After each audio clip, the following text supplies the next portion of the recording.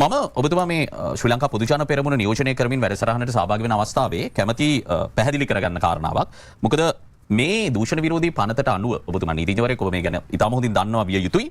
මේ පනතට අනුව අල්ලස් කොමිසම ලබා දෙන ආකෘති පත්‍රයට අනුකූලව අනිවාර්යයෙන්ම මේ වත්කම් බැරකම් ප්‍රකාශය ඉදිරිපත් කරන්නට ඕනේ. මම ඔබතුමාගේ පක්ෂය නියෝජනය කරමින් මේ වන විට පාර්ලිමේන්තු මන්ත්‍රීවරයෙක් විදිහට කටයුතු කරන පක්ෂ ජාතික සංවිධායක නාමල් රාජපක්ෂ මන්ත්‍රීවරයාගේ වත්කම් බැරකම් ප්‍රකාශය ගැන කරුණු පැහැදිලි කර ගැනීමක් කරන්න උත්සාහ කරන්නේ. මම මුලින්ම පැහැදිලි කරන්න ඕන මම ඔබතුමාගෙන් විමසන්නේ නැහැ එතුමා වත්කම් උපයාගත් ආකාරය. හැබැයි බැලු බැලමටම අසම්පූර්ණතා කිහිපයක් නිරීක්ෂණය වෙනවා ආකෘති පත්‍රයත් එක්ක බලද්දී. මෙහි උපදේශ මාලාවේ බොහොම පැහැදිලිව සඳහන් වෙනවා මාලේගම්තුමා වත්කම් සඳහන් කිරීමේදී එය මිලදී ගැනීමක්ද රික්ති වර්ණයක්ද ත්‍යාගයක්ද හෝ වෙනත් ආකාරයකින් ලද දෙයක්ද කියලා පැහැදිලිව සඳහන් කරන්න කියනවා. ඒ වගේ වෙනත් ආකාරයකින් අත්පත් කරගත් දෙයක් නම් ඒ කෙසේද යන්න පැහැදිලි කරන්න. ප්‍රසිද්ධියේ වෙළඳාම් කරන ලද සුරකුම්පත් හැර මිලදීගත් අනෙක් සියලු වත්කම් මිලදීගත් මුදල සඳහන් කර ප්‍රකාශය ඉදිරිපත් කරන අවස්ථාව වන විට ඒවායේ වටිනාකම ඇස්තමේන්තු අගයක් සඳහන් කරන්න ගෙන උපදේශ ආකෘති පත්‍රයේ තියෙනවා. යනවා ආකෘති පත්‍රයට අනුව තමයි මේ වත්කම් බැරකම් ප්‍රකාශ ලබා දෙන්න ඕනේ. හැබැයි නාමල් රාජපක්ෂ මන්ත්‍රීවරයා ලබා දීලා තියෙන වත්කම් බැරකම් ප්‍රකාශවල ඔහුට අයිති ඉඩම් දෙකක් ඔහු දක්වනවා. ඒ ඉඩම් වල වර්ගඵලය හෝ අවකාශය ලියන තීරුවේ ඔහු කිසිවක් සඳහන් කරන්නේ නැහැ. ඊට අමතරව වටිනාකම කියන තැනත් ඔහු කිසිවක් සඳහන් කරන්නේ නැහැ. ඒ වෙනුවට ඔහු කියනවා ඉල්ලා ඇති තොරතුරු සකස් කිරීමට කාලය ප්‍රමාණවත් වූ බැවින් පසුව විස්තර ඉදිරිපත් කර. ඔබතුමා රාජපක්ෂ මේ නියම බැලුවානේ ඔබතුමා සමහර ඉඩම් වල මේ තොරතුරු දීලත් නැහැ. ඔබතුමා මාර ගහිල්ලක් ගහලා දෙන්නේ කොහොමද? ඔබතුමා ඒ කියන්නේ මේ කොහොමද ඒ කියන්නේ පෙන්නන්නවත් ඔබතුමාට ඒක බෑනේ හැකියාවක් නැහැ බලමු ඒ කියන්නේ ඒ තරම්ම තොගයක් තියෙනවා කියන කතාවක් කියවෙන්නේ. දැන් අපේ වත්කම් ගැන අවුරුදු ගණනාවක් තිස්සේ JVP එකයි UMP එකයි යහපාලන ආණ්ඩුවයි එකතු වෙලා හෙව්වා. දැන් මේ වෙනකොටත් දූෂණ මර්දන කමිටුවේ දැන් ඉන්න පොලිසිය බාර ඇමතිවරයා ලේකම්වරයා විදියට යහපාලන ආණ්ඩුව කාලේ ඒවා ගෙන්නලා ප්‍රශ්න කළා. මේ ඔය හැම කාරණයක් ගැනම හෙව්වා. ඉතින් අපි හංගල නැහැ. ඒ වගේම මගේ වත්කම් බැරකම් පිළිබඳව මම 2010 දේශපාලනට ආපු දවසේ ඉඳන් ඒ පිළිබඳව මම පැහැදිලිම වෙලාවට මගේ වත්කම් බැරකම් ප්‍රකාශ මම බාර දීලා තියෙනවා.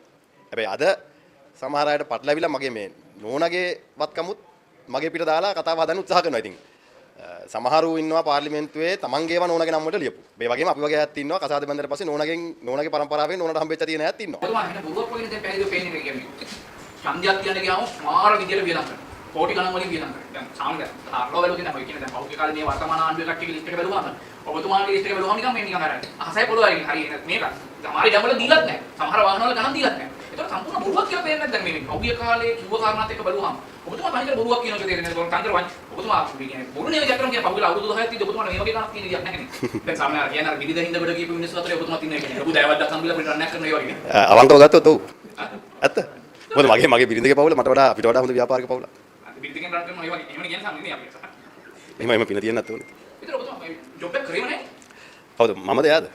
මම නීතිඥවරයෙක් විදිහට ප්‍රැක්ටිස් කරා මම කන්සල්ටේෂන් කරා. මම ඒවා ටැක්ස් ගෙවලා තියෙනවා. ඒ පිළිබඳව ටැක්ස් ෆයිල් ටැක්ස් ෆයිල් කරලා තියෙනවා. ටැක්ස් ගෙවලා තියෙනවා. නීතිඥවරයෙක් විදිහට වැඩ කරලා තියෙනවා. ඉතින් ඒ වගේම පවුලෙන් දෙමව්පියන්ගෙන් ලැබිච්ච වතු වල ආදායමුත් තියෙනවා. හැබැයි ඉතින් ඔක හංගන දෙයක් නෑ. මොකද ගිය ජනාධිපතිවරයාට මම ඉදිරිපත් වෙච්ච වෙලාවෙත් මේ හැම නාලිකාවකම කිව්ව විවාදවලදී මගෙන් ඔය ගැන ඇහුවා. මම ඒ ගැන උත්තර දුන්නා. ඊට පෙර 2010 ඉඳන් හැම පාර්ලිමේන්තු මැතිවරණයකටම කලිනුත් ඔය ප්‍රශ්න ගැන මගෙන් ඇහුවා. ඉතින් මම ඒවට උත්තර දුන්නා. තමන් සතුව තියෙන ඉඩම් දෙකක වර්ගඵලය හෝ ප්‍රමාණය කෙනෙක් දන්නේ නැහැ කියලා හිතන්න ඉතාම අපහසුයි. ඒක තර්කානුකූල නැහැ. ඒ වගේම වර්තමානයේ තමන් මිලදීගත් ඉඩමක සහ දෙමව්පියන්ගෙන් තෑගි ලැබීම කියලා දක්වන්නේ. ඒකේ වටිනාකම පිළිබඳවත් තමන්ට අවබෝධයක් නැතුව ඒකේ හිස් තැනක් තියෙන එකත් අපිට තේරුම් ගන්න බෑ.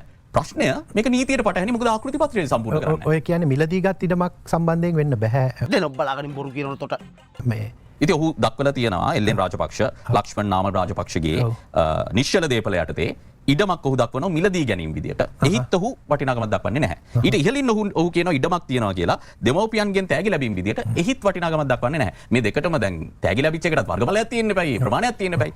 එය ඔහු දක්වන්නේත් නැහැ. මේක නොදැන මේක මූලිකම කරුණක් නේ අපි ළඟ ඔප්පුවක් තියෙනවා නම් සපයන්න පුළුවන්. ඇයි මේක සපයන්නේ නැත්තේ? ඇයි ඒ තොරතුරු ඔබට එකග වෙන්න පුළුවන්ද? ඔබට අනුමත කරන්න පුළුවන්ද ඒ සම්බන්ධයෙන්? නැහැ. ඒක කලින්ද මෙහෙමයි. ඒක ඉල්ලලා තියෙනවා නම් නීතියෙන් එසේ ලබා දිය යුතුයි කියලා ඒක ලබා දීලා නැත්තම් ඒක මට එකඟ වෙන්නවත් අනුමත කරන්නවත් බෑ. හැබැයි ඔහු කියලා තියෙනවා නම් ඔහු පසුව ඒ ඉදිරිපත් කරනවා කියලා සමහරක් විට ඔහු ඉදිරිපත් කළා ඇති. මම හිතන්නේ ජූනි මාසේ 30 වෙනිදා තමයි මේ ප්‍රකාශය වත්සන් කළ තියෙන දින ප්‍රකාශය. අද වෙද්දි මාස 3ක්.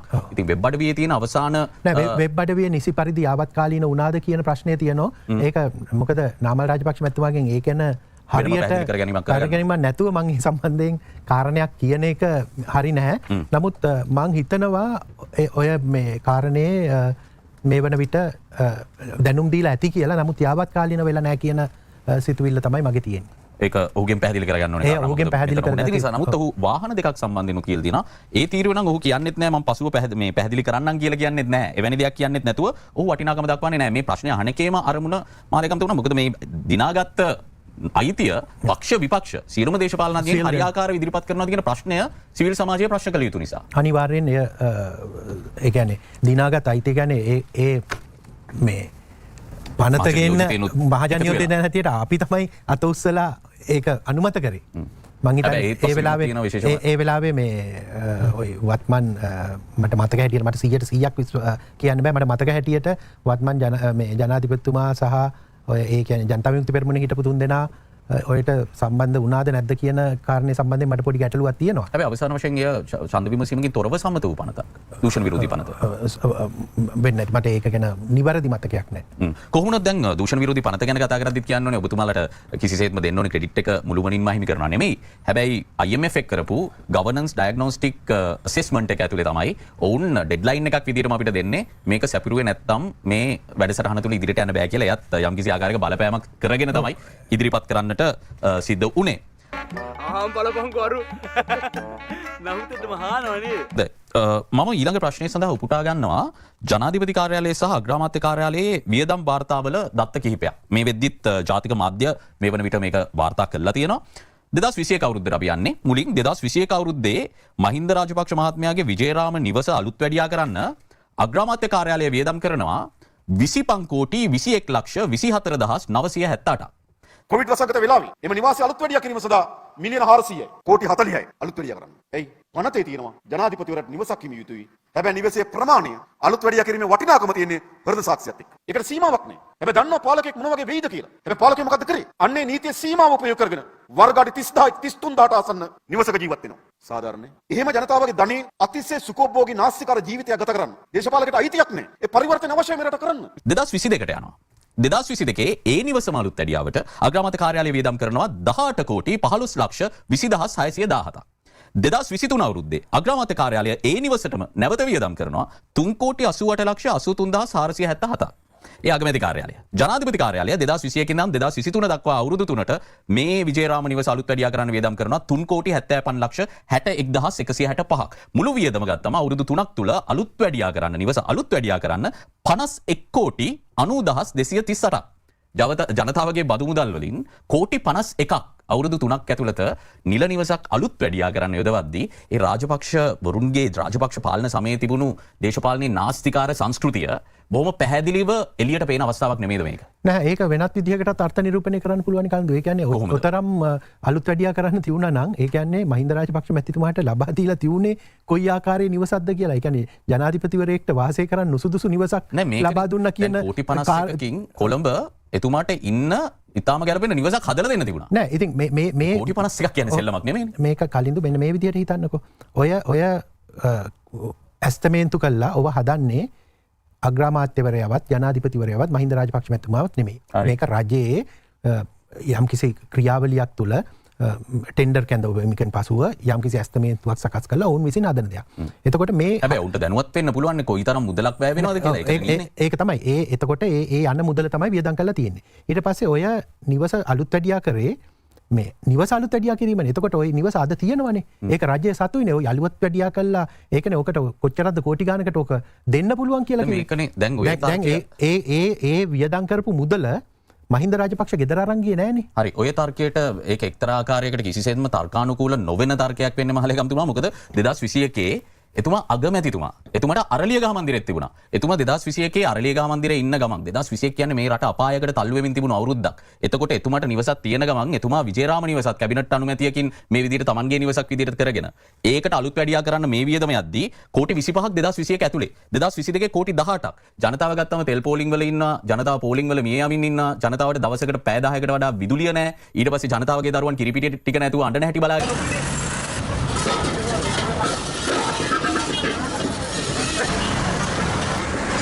කලකිරීමක් තියෙනවා. කවදාවත් හිතේ නැහැ මෙහෙම වෙයි කියලා. කියන්නේ නෑ අපිට මේවා. ඉතින් බයලා තියෙන්නේ ජීවිතේ. ඒ තමයි රටේ තත්ත්වය. සැපද කියලා අහන්න තියෙන්නේ. දැන් කිව්ව කොට රහත් වෙනවා. සපයි දැන්. මරන්න ඉඳලා තියෙන්නේ රටවල් ඉඳලා ඇවිල්ලා මෙහෙම කට කන්න ඕනේද? ඉතින් මේවා කරන ඔක්කොම කරගෙන මේ රටට ඇවිල්ලා මේ රට සේවය කරන අතර මෙහෙම ඉන්න ඕනේද අපි? දාන්න නෑ යෝලා දානවා කියන්නේ. 205 දෙනා උදේ ආතල් එකේ ඉන්නවා. අපි මෙතන පෝලිං වල අපේ ළමයි මම වැඩ ගෙවල් තියාගෙන වැඩට යන්න නැතුව මේ පෝලිමේ ඉන්නවා. පුළුවන් නම් දාන්න. ඕක තමයි කියන්නේ. ඡන්ද ඉල්ලන්න එන්න එපා. හරිද? අවුරුදු 3කට පස්සේ ලංකාවට ආවා. අවුරුදු 3කට පස්සේ ලංකාවට බලන්න ළමයිත් එක්ක ඉන්නවා. අපේ නත්තල්. මොන නත්තලද? භූමිතල ලික් හොයන්න ගියා භූමිතල ගන්න. භූමිතල එක ලික් කරනවා භූමිතල නෑ. භූමිතල ගන්න රුපියල් 100 ගන්න භූමිතල බෝතලයක් ගෙනවා. කිලෝමීටර් 10ක් පාලා. මම කියන්නේ මෙච්චරයි. උන්ට සල්ලි ඩොලර් එකේ කියලා කියනවා. නමුත් ඩොලර් තියෙනවා. උන්ට රටවල් වල යන්න එක ඩොලර් තියෙනවා. ඒවට ඩොලර් තියෙනවා. හා මිනිස්සුන්ට ගෑස් දෙන්න මොකද්ද මේ ආණ්ඩුවේ තේරුම? මම නම් කියන්නේ මුන්ට කවදාවත් කතා යන්නේ නෑ. මුන්ට ගහලා එලවන්න ඕනේ. මුන්ට ගෙවල් වලට කියලා ගිනි තියන්න ඕනේ. අපිට හරි දුකයි. අපිට හරි දුකයි. අපි සම්බන්ධ රට රැවිලා. අපි කව සල්ලි දීපට වෙන්න අද කණ්ඩායම් විදියක් නෑ මම මේ. ඇත්තට දුකෙන් කතා කරන්නේ. මම ඒක තමයි නියම සප්ප. දැන් ගෑස් පොලිමේ ඉන්නවා ගෑස් ගන්න. ගෑස් නෑ. ඊට පස්සේ පිටි ගන්න. දැන් පිටි පොලිමේට යන්න ඕනේ ඊගාවට. ඒ වගේ තමයි මේ තත්ත්වය තමයි මේ බිස්නස් එක කරගෙන යන්නේ. කරගෙන යන්න බෑ තව අපිට. උඹේ ජනතාවෙන් පලි ගන්නවා. ඒ ආණ්ඩුව හැමදාම කරන මු ආපු උදා ඉඳන් අවුරුදු 5ක් තිස්සේ තවත් පලි ගන්නවා අපේ. අපි මේ පොලිමේ කරේ දිහා පොලිමේ ඉන්න අපේ නේද? කෝටි ඉස්ටයි එළවලු නෑ මිනිසුන්ට. කන්න බොන්න නෑ. මොකද්ද මුන් කරන්නේ? ජනතාවෙන් ගන්දේ අරන් ඉවිල්ලා තමුන් කපුම් කරනවා මේකේ. අපි දුක් ඉන්න පාර විතර. රටේ ඉඳලා ඉන්නවනේ පොලිමේට. එමදා මේව ජනාධිපතිතුමාට තේරෙන්නේ නැද්ද මහජනතාව මේව දුක් විඳින එක? පොඩ්ඩක් කල්පනා කරන්න කියන්නේ. අපි මෙතන මොන ගෑස් වලට දුක් විඳිනවා ගෑස් වලටත් නෑ මොකුත් නෑ කන්න බොන්න. කර අමාරුද වන්න. මේක පුපුරනත් බයට අතර ගෑස් එකක් ගෙනියනවා. ඉතින් මොනවද කරන්නේ? උයන්න ඕනේ. කන්න බොන්න ඕනේ මත්. ඒගොල්ලෝ සෙප අපි තමයි ළඟ ආන්නෝ අපි තමයි ආන්නෝ සෙපද කියලා. මේවා බලන්න කවුරුත් නැන්නේ ලොක්කෝ. ඔක්කොම ගෑල්ලා පුති. යට කියන්නේ ඔක්කොම රට බැතිල් මාත්‍යා දීලා මේ ඇමරිකා. සපයි. ඉතින් මේ ආණ්ඩුවට දුන්නා. පාන්දර බලට ආව කණ්ඩත් නැහැ උදේටත් නැහැ. පාන්දර තුනේ ඉඳන් ඉඳලා දැන් ගෑස් ගත්තා. පිස්සුවක් අනේ කරමු. හැමදේම පිස්සුව එකන්නේ උන් වගේ කාලා ගන්න. නැත්තම් පාම වෙලා ගියේ. එළවලු ගන්න ගියත් ඒ වගේ. එළවලු ටික ගන්න ගියත් පොලිමේ ඉන්න ඕනේ එළවලු ටික ගන්න. ඉතින් පාන්දර යනවා එළවලු ටික. මෙතන යන්න දෙනකොට මේව දුවක් ඉන්නේ. කරුමයක් මේක නෑ.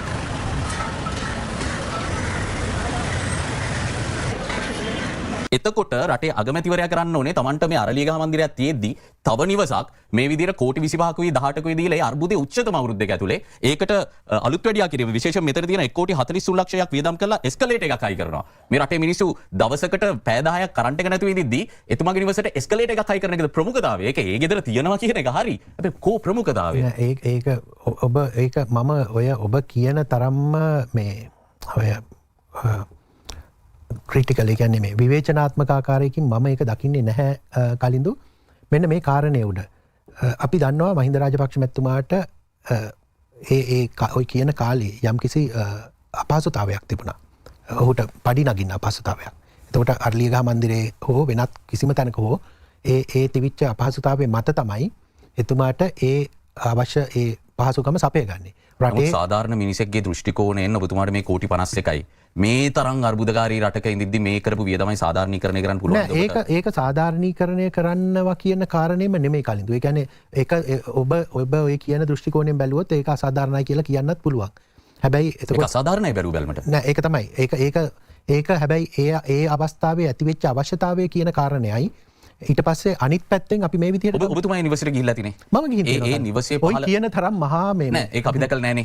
ඒක නෑ දැන් බලතැනකිනේ. දැන් ඒක රජයට තියෙනවනේ. ඒක ජනතා ප්‍රදර්ශනයට ඇරලා නෑනේ. දැන් ඔබතුමා ඔය කියන විදිහට හදපු කෝටි 51කින් අපේ රටේ සහෝදර ජනතාවට ඕකට ගිහිල්ලා පළක් ගන්න පුළුවන් තැනක් නෙමෙයි. ඒක මම දන්නේ ඉස්සරහට මොනා කරයිද කියලා ඒක ආණ්ඩුවත් එක්ක අහන්න ඕනේ. හැබැයි මං හිතන්නේ පළක් ගන්නනේ යන්නේ දැන් ඔය ඉස්සරහට මේ CID එකද කොහෙද එතෙන්ට ගේන්න යනවා කියනවනේ. ඒ කියන්නේ එතකොට ඒ ආණ්ඩුව ඒ සම්පූර්ණ ප්‍රයෝජනෙ ගන්නනේ යන්නේ. නෑ මගේ ප්‍රශ්නේම වෙන්නේ මේ හදපු කාල සීමාවනේ. රටේ ඉතාම ආර්ථිකය සම්බන්ධයෙන් රාජ්‍ය මූල්‍ය විනය සම්බන්ධයෙන් දැඩි අර්බුදකාරී වාතාවරණයක අපි ආර්ථිකයට උනවට වඩා යන්න ඕනේ නැහැ. මේක රටේ ජනතාව දන්නවා රට 2021 2022 කොතනද තිබුණේ කියලා. එදා සතයට රුපියලට තිබුණු වටිනාකම 1977 විවෘත ආර්ථිකය හඳුන්වා දීමත් සමග රුපියල් 100ට 500ට උඩ ගියා. කාසි වෙනුවට නෝට්ටු අතගන්න පටන් ගත්තු අපි රත්තල් අවුන්ස් වෙනුවට කිලෝග්‍රෑම් ලීටර් වලින් බඩු භාණ්ඩ මිලදී ගන්න පුරුදු වුණා. ක්‍රමයෙන් රුපියල් 1000ට හුරුවුණු අපිට දැන් රුපියල් 500ක් අරන් එළියට බැස්සත් ගේන්න වෙන්නේ යන්තම් shopping bag එකක බඩු. මේ වෙනකොට ඒ සිලි බෑග් එකේ බඩු ගෙන්නත් රුපියල් 5000 ගෙනියන්න සිද්ධ වෙලා. සල්ලි කොලේ ලොකු වුණාට අපේ ආර්ථිකය ඇත්තටම ලොකු වුණාද? නැත්නම් සල්ලි කොලේ ලොකු වෙලා අපි මිලදී ගන්න බඩු මල්ල පොඩි වුණාද? මේ හැම දෙයකම වර්ධ පැටවුනේ කොරෝනා මතට. ඇත්තටම රටේ මේ ආර්ථික අර්බුදයට හේතුව කොරෝනාද? ආර්ථික විශ්ලේෂකයින්ට අනුව අපේ රටේ ආර්ථික අවගමනය පටන් ගන්නේ 90 දශකයේ සිට. නිශ්චිත ප්‍රතිපත්ති නැති, දිශාවක් නැති, ආර්ථික වැඩපිළිවෙලක් නැති, දේශපාලනමය හැඟීම් ඉස්මතු වුණු රටක ගෙවුණු දශක දෙක තුනක කාලය තුල තරුණ ප්‍රජාව අලුත් හීන දැක්කේ නැහැ. ඔවුන්ගේ සිහින රෝද තුනේ හිර වුණා. ඒකයි මිලියනයක් විතර තරුණයින් ත්‍රිවිලලවන්නේ. තවත් මිලියනයක් විතර තරුණ ශ්‍රමය ඉන්නේ. පිටරටවල ගෘහ සේවයේ වෘත්තිකයින් වැඩි හරියක් ඉන්නේ බටහිර රටවල රැකියාවල. මෙහෙම තත්ත්වයක පුංචි ශ්‍රී ලංකාව ගොඩනගන්න මහ මුල කෝ? ජවය තියෙන ශ්‍රම හමුදාව කෝ? වරාය, ගුවන්තොටුපළ, අධිවේගී මාර්ග, මහමාර්ග රටක සංවර්ධනය තමයි. ඒත් ඒව හැදෙන්නේ පිටරටින් ගන්න ණය මුදල් වලින්. ඒව ගෙවන්නේ අපේ රටේ මිනිස්සුන්ගේ සල්ලි වලින්. එතකොට නැව් නැති වරායවල්, ප්ලේන් නැති ගුවන්තොටුපළවල්, කැලෑමැද ඉදිකළ සම්මන්ත්‍රණ ශාලා, මැච් නැති ක්‍රිකට් ක්‍රීඩාංගන මේවට ගෙවන්න උනෙත් අනාගතයට ගෙවන්න වෙන්නෙත් අපේ සල්ලි වලින්. මෙවන් වාතාවරණයක ආර්ථික අර්බුදයක් දොර කඩට එන එක ආම්බයක් නෙවෙයි. අන්තිමට මොකද වුනේ? රුපියල් 10ට තිබුණු ප්ලේන්ටිය අද රුපියල් 30යි. 170ට තිබුණු පරිප්පු කිලෝ එක අද 270යි. රුපියල් 80ට තිබුණු ලොකු ලුණු කිලෝ එක අද රුපියල් 320යි. රුපියල් 70ට තිබුණු හාල් කිලෝ එක අද 140යි. ඇයි එහෙම උනේ? ආණ්ඩුව කිව්වේ ඩොලර් නැහැ කියලා. ශ්‍රී ලංකාවට ඩොලර් නැති වුණේ කොහමද? අත්‍යවශ්‍ය භාණ්ඩ හිඟ වුණා. තියෙන ඒවගෙත් මිල වැඩි වුණා. ඊට පස්සේ අපි දැක්කේ පෝලිම් යුගයක් ඇති වුණේ ඇයි? සීනි බද්ද රුපියල් 50 සිට 725ට අඩු වුණා. මේවා ගැසට් වික්‍රම ඕනෑවට වඩා එක් ආයතනයක් ශ්‍රී ලංකාවට සීනි ගෙන්නවා. සුපිරි වෙළඳසැල්වල පවා එක් පුද්ගලයෙකුට සීනි ග්‍රෑම් 500කට සීමා වුණා. සතුසේ සීනි දුන්නේ දුකසේ. පොලිම දික් වුණා. ගැසට් එක චුත වුණා. දැන් වෙළෙන්දන්ට ඕනි ගණන් වලට සීනි දුන්නට ගන්න සල්ලිකෝ. කාලා අමාරයි ලෝක විනාශය කියන්නේ මේක තමයි. අවසර මට 500ක ඇස්සක මම ඒකෙන් පුළුවන් ද ජීවත් වෙන්න. දැන් සුදුනුනේ 308යි. ලුණු 300යි. කිසිවම් දෙකන්නේ. ආණ්ඩුව හාල් ප්‍රශ්නයක් ඇති කළෙත් ගැසට් එකෙන්. ගැසට් එකේ පාලන මිල තියෙන කාලේ පාරිභෝගික අධිකාරිය ගෙවල් වල තියෙන හාල් පවා බැටලීම් කරලා ඉස්සුවා. අන්තිමේ ගැසට් එක රිවර්ස් වුණා. හාල් මුදලාලිලා මිල තීරණය කරන්න පටන් ගත්තා. වෙනද රුපියල් 100ට හාල් කිලෝ දෙකක් ගන්න පුළුවන් එක අද එක හාල් කිලෝ එකක් ගන්න රුපියල් 100 මත වෙලා තියෙනවා. හාල් මිල එකපාරට වැඩි වෙන්න මොකද්ද හේතුව? ගම් වතුරද? නෑ. නියගේද? නෑ. ආණ්ඩුවේ ශනික කාබනීකරණය ගොවින්ට කොඩි විනයක් වුණා. බොහෝ ගම්වල ගොවිබිම් මුඩුබිම් බවට පත් වුණා. ඊළඟට ගොවිබිම් සටන් බිම් බවට පත් වුණා. ආණ්ඩුව හිටියේ 100%ක කාබනික හීනයක. ආණ්ඩුවට ඕන උනේ වකුගඩු රැකගන්න. ගොවියන්ට ඕනුනේ බඩ වියත රැකගන්න. මහකන්නේ කොටසක් ගෙවෙනකොට ආණ්ඩුව කැසට් එක රිවර්ස් කරා. උඩින් නැනුවාවා.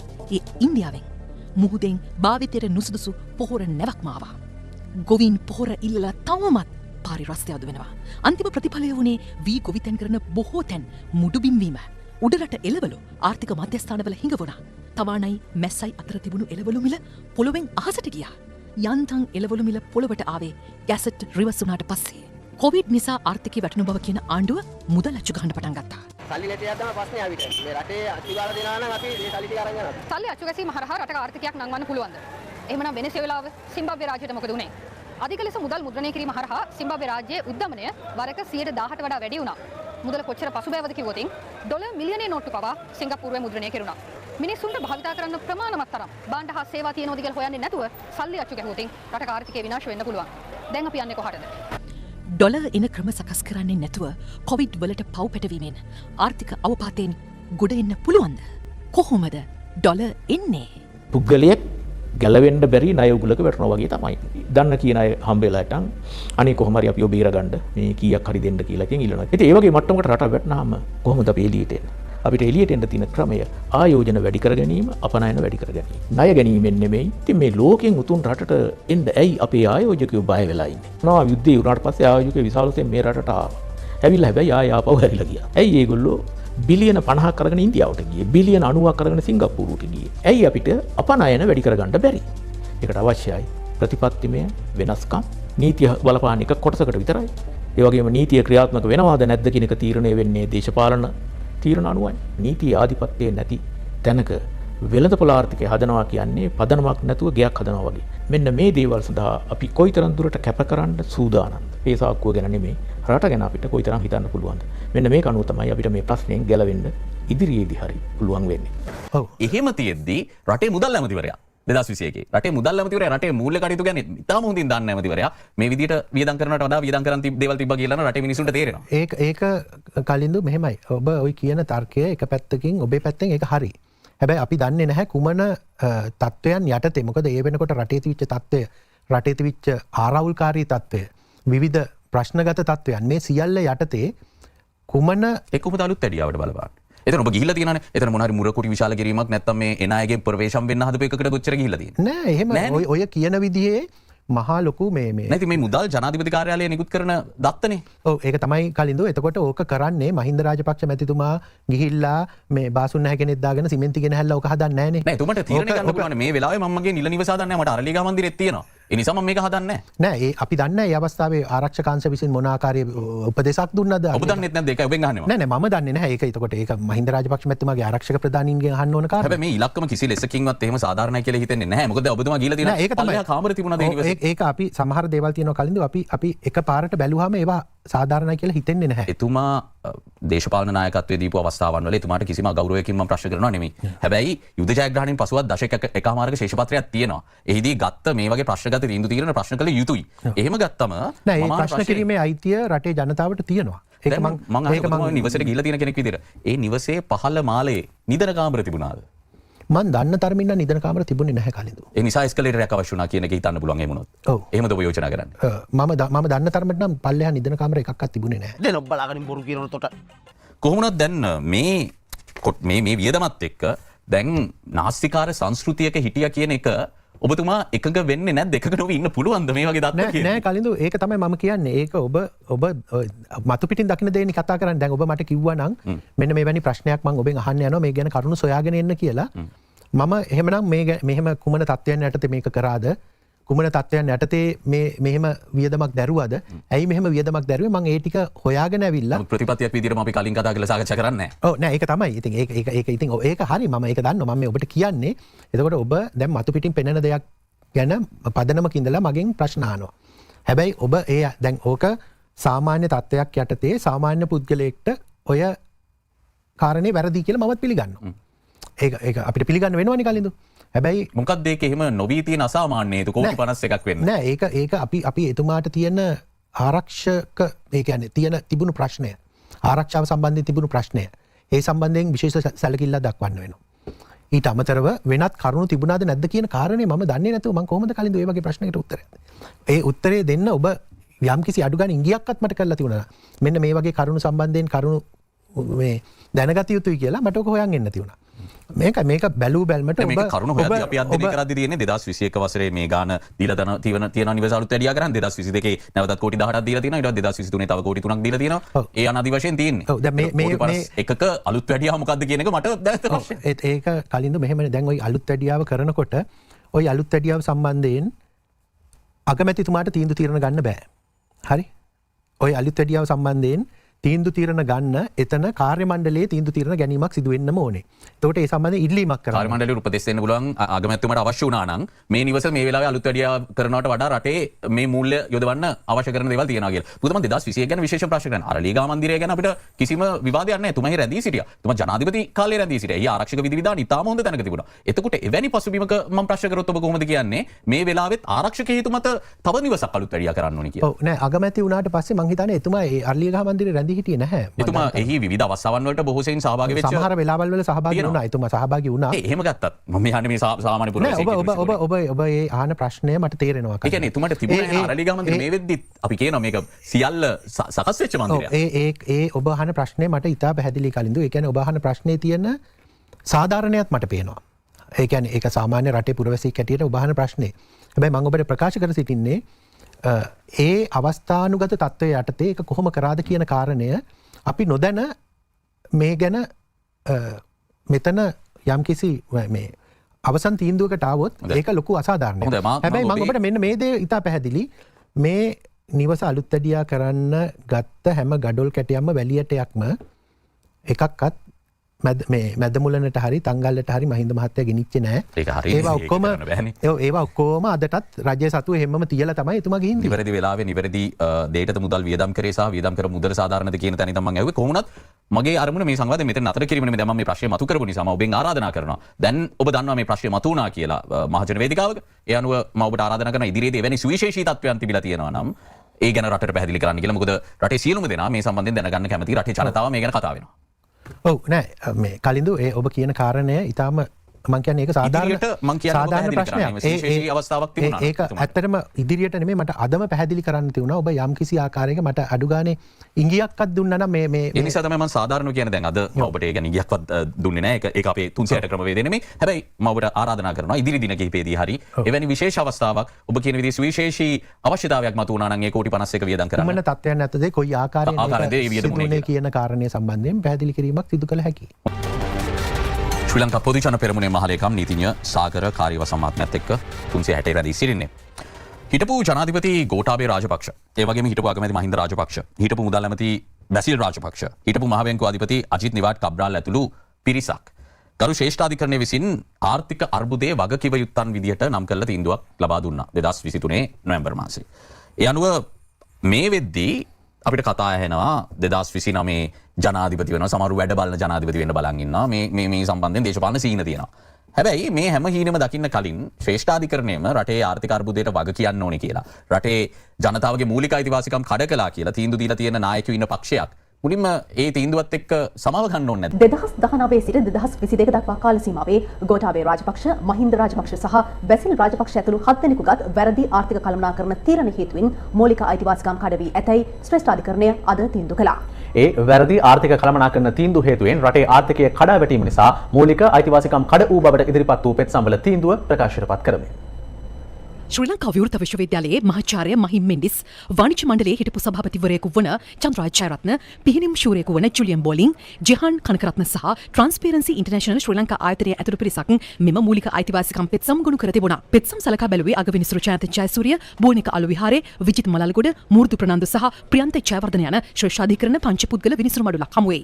ගෝඨාභය රාජපක්ෂ, මහින්ද රාජපක්ෂ සහ බැසිල් රාජපක්ෂ යන මහතුරුන්ට අමතරව හිටපු ජනාධිපති ලේකම් ආචාර්ය පී.බී. ජයසුන්දර, හිටපු මහ බැංකුව අධිපති අජිත් නිවාඩ් කබ්‍රාල්, හිටපු මුදල් අමාත්‍යාංශ ලේකම් එස්.ආර්. ආටිකල, හිටපු මහ බැංකුව අධිපති මහාචාර්ය ඩබ්ලිව්.ටී. ලක්ෂ්මන් යන මහත්වරුන්ද පෙත්සම් වලින් වගඋත්තරකරුවන් ලෙස නම් කර තිබුණා. පංචපුද්ගල විනිසුරු මඩුල්ලෙන් සිව් දෙනෙකුගේ තීරණය වූයේ වගඋත්තරකරුවන්ගේ වැරදි ආර්ථික කළමනාකරණ තීරණ හේතුවෙන් ජනතාවගේ මූලික අයිතිවාසිකම් කඩ වී ඇති බවයි. ප්‍රියන්ත ජයවර්ධන විනිසුරුවරයා තීරණයට විරුද්ධ වුණා. ගෝඨාභය රාජපක්ෂ මහතා බලයට පත්වීමෙන් පසු ව්‍යාපාරිකයින්ට ප්‍රදානය කළ රුපියල් බිලියන 681ක බදු සහනය වත්මන් ආර්ථික අර්බුදය නිර්මාණය වීමට ප්‍රධාන හේතු බව පෙත්සම්කරුවන් පෙන්වා දී තිබුණා. පෙත්සම්වල දැක්වුණේ ඩොලර් රුපියල් 203 සීමාවේ පවත්වාගෙන යාම, ජාත්‍යන්තර මූල්‍ය අරමුදලේ සහාය ලබා ගැනීමේ ප්‍රමාදය, විදේශ විනිමය හිඟයක් තිබියදී ඇමරිකානු ඩොලර් මිලියන 500ක ස්වෛරී බැඳුම් කර ආපසු ගෙවීම ඇතුළු වැරදි ආර්ථික කළමනාකරණ තීන්දුව ගණනාවක් මෙම කාල සීමාවේ ගෙන ඇති බවයි. වගඋත්තරකරුවන් මූලික අයිතිවාසිකම් කඩ කර ඇතැයි තීරණය කළ ශ්‍රේෂ්ඨාධිකරණය පෙත්සම්කරුවන්ට රුපියල් 1,50,000 බැගින් ගෙවන ලෙසද නියම කළා.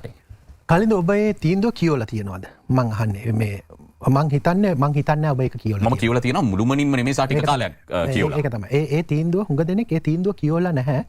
ඒ තීන්දුව ගැන හදපු සමාජ මතය තමයි හුඟ දෙනෙක් දන්නේ. ඇවුන්නේ. මොකද ඒ තීන්දුව ඉතා පැහැදිලිව ඒකේ කන්ක්ලූෂන්, ඒ කියන්නේ අන්තිම මේ මොකද අද මම ඒක නැවත වතාවක් කියවගෙනවා. මම හිතුවා ඔබ ඒ සම්බන්ධයෙන් මගෙන් ප්‍රශ්න කරා කියලා. මම ඒ තීන්දුව නැවත වතාවක් කියවලා. ඒ අනුව අවසානයේ ශේෂාධිකරණ තීන්දුව කියනවා ඒ හරහා පෙත්සම ගොනු කරපු අයගේ මූලික අයිතිවාසිකම් කඩ කරලා තියෙනවා. මූලික අයිතිවාසිකම් කඩ කිරීම කියන්නේ ආර්ථිකය මේ කඩා වැටවීම කියන්නේ දෙකක්. නමුත් මේ පෙත්සම් ගොනු වෙන්නේම ආර්ථික අර්බුදයට මේ වග උත්තරකරුවන් වග කිව යුතුයයි කියලා කියන්නේ. හැබැයි තීන්දුවේ කියනවා තීන්දුවේ කොතනකවත් කියන්නේ නැහැ කලින් වග කිය යුතුයි කියලා. දැන් ඔබ බලාගෙන බොරු කියනකොට